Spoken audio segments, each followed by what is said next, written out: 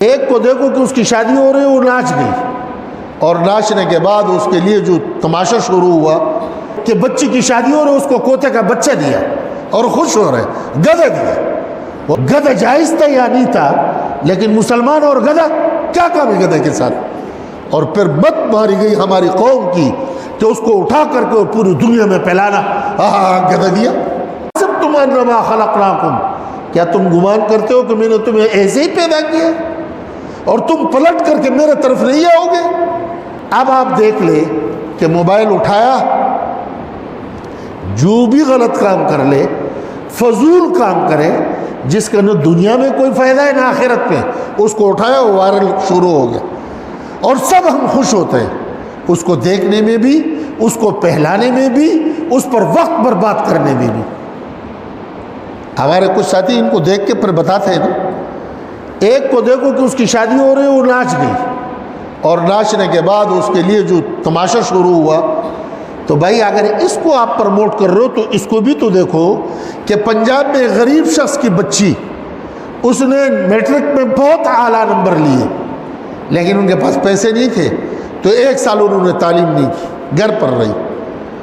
پھر کوئی خدا ترس لوگ دو مل کر کے ان کے والد صاحب کے پاس پہنچے اور ان سے درخواست کی کہ آپ ایسے کر لیں کہ آپ کی بچی کا خرچہ آپ نہیں برداشت کر سکتے، ہم کریں گے، لہٰذا ان کو آپ آگے پڑھائیں، اللہ ان کو جزائے خیر دے۔ انہوں نے بات مانی، اس بچی کو انہوں نے انٹر کروایا اور انہوں نے پورے پنجاب کو ٹاپ کیا۔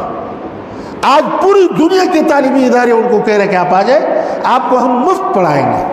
تو اس بات کو کیوں نہیں پروموٹ کرتے ہو، اس کو آگے کیوں نہیں بڑھاتے ہو؟ اس سے نوجوانوں میں کیا آئے گا اور نوجوان بچیاں کیا سیکھیں گی؟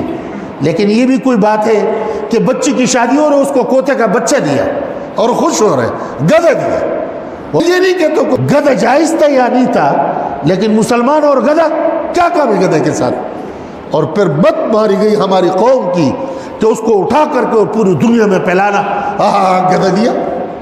میرے پاس ایک ساتھی آیا اوپر، اور مجھ سے ملے اور ایسے رو رہا تھا کہ انہوں نے کہا جی میں آپ کو بتا نہیں سکتا کہ اس موبائل نے محارم کو بھی گناہ پر مجبور کیا ہے، محارم کو، بہن اور بھائی کو، ماں اور بیٹے کو۔ کہاں ہم جا رہے ہیں؟ یہ کیا ہے؟ اس کو ہم یوز کرنے پر بس، اگر کسی عالم نے کوئی بات کی نہیں پیچھے پڑے جاتے ہیں، مولوی کا طور کوئی کام ہی نہیں ہے تو ہر چیز کو ناجائز کرتے ہیں۔ یہ چیز عذاب ہے، تباہی کے دانے پہ ہمیں لا کے کھڑا کر دیا۔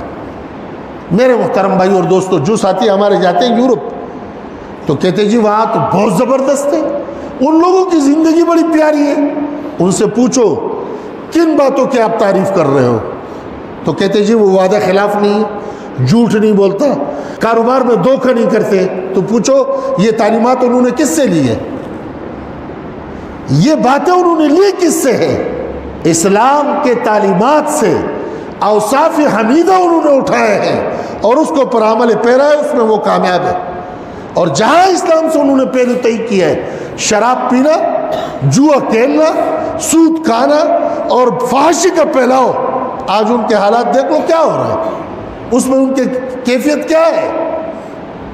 بھائی ورثہ میرا ہے، چیز میری ہے، اور وہ کسی نے اٹھا کر کے اس کو پر عمل شروع کر لیا، میں اپنے آپ کو بھول جاؤں اور وہ بندر کے طرح پاؤں مارنے شروع کر دوں، وہ تو یہ کر رہے، وہ تو یہ کر رہے۔ پوچھو یہ کر کیسے رہے؟ یہ ہے کس کی؟ میں کیوں فخر نہ کروں کہ تاجدار مدینہ حضرت محمد صلی اللہ علیہ وسلم نے مجھ سے فرمایا کہ تم اگر سچا تاجر بنو گے تیرا حشر صدیق کے ساتھ ہوگا۔ مجھے سمجھایا گیا ہے جھوٹ بولو گے تو خدا کی لعنت تیرے اوپر پڑے گی۔ منافق کی نشانی یہ ہے کہ جب وہ وعدہ کرتا ہے تو خلاف ورزی کرتا ہے۔ یہ تعلیمات تو مجھے اللہ کے نبی نے دی ہے۔